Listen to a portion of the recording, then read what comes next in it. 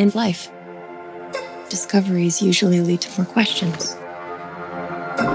The only constant variable is the unexpected. We can't control it. It's only when you look backwards that you see how it was all connected.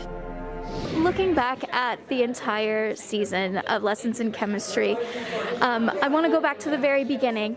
So what was your prep like for Calvin?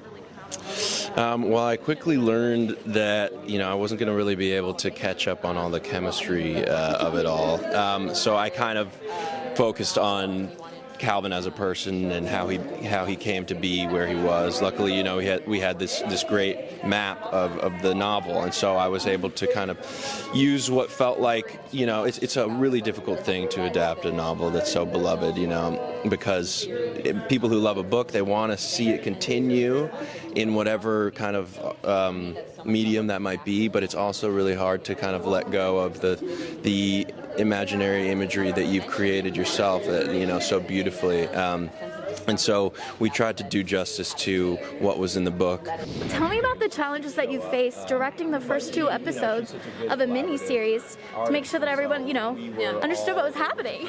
Well, the first 2 episodes, it's really about setting the look and setting the tone of the show, not just the tone for, what the audience is seeing, but also the tone for the cast and crew and how we want to work together each day. And so I felt like it was, I was just extraordinarily lucky, because with this crew and this cast, it's some of the most professional, amazing, talented people I've ever worked with, and it was just really a joy to come to work every day, and we felt like we were in the process of discovery every day, and it felt like play, which is how it should feel when we're doing our best work.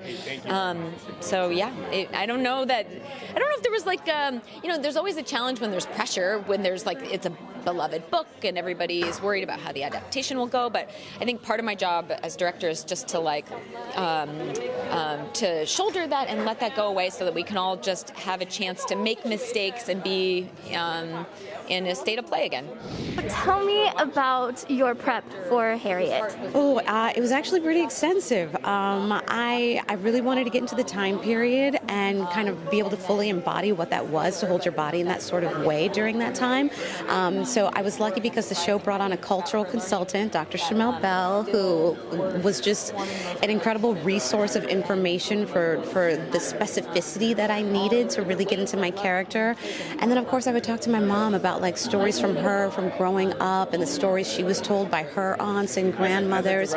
And yeah, it really just helped me to figure out vocally where should my character live, how would she hold herself, how the way she dresses is such an important just part of her story in terms of how she wants people to take her seriously and listen to her, and how she gets to show up into the world. Now, I want to know what it was like working with Brie Larson on screen, right? But also with the producing team as well. Sure. Well, I'd never worked with Brie before. I was a massive fan of her as an actress, and everything that I thought she exceeded in terms of her acting ability. I mean, this role is incredibly demanding and challenging, physically and mentally and emotionally, and from episode to episode you're asking her to have these great highs and the lowest of lows, and she just delivered. I mean, we could have used the first take of everything she did and the show would have been perfect.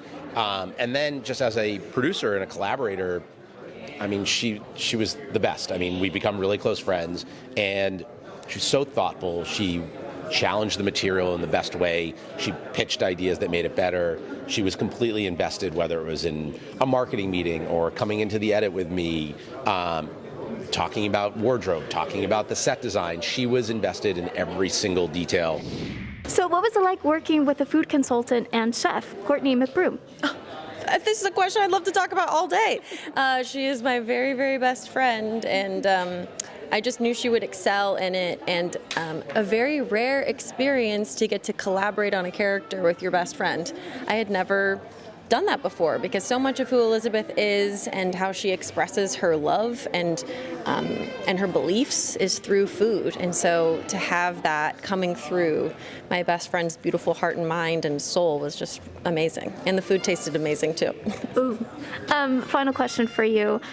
Getting to work behind the scenes and on camera, how did working as an EP inform your performance as an actor? It's just, you can't even put a value on it. It's just the way that I would prefer to work. Because you get to have intimate conversations with department heads and become available to them in ways that I hadn't been previously, and you learn from them, how someone sees Elizabeth's department, how the production designer sees that informs pieces of how I can play her. And so it just means that when you're on set, there's this beautiful cohesion and feeling of support from one another, that it's not that we're all these different crafts working against each other. We've had the conversations to know how we can work together, and it feels really good. Your ability to change everything starts here.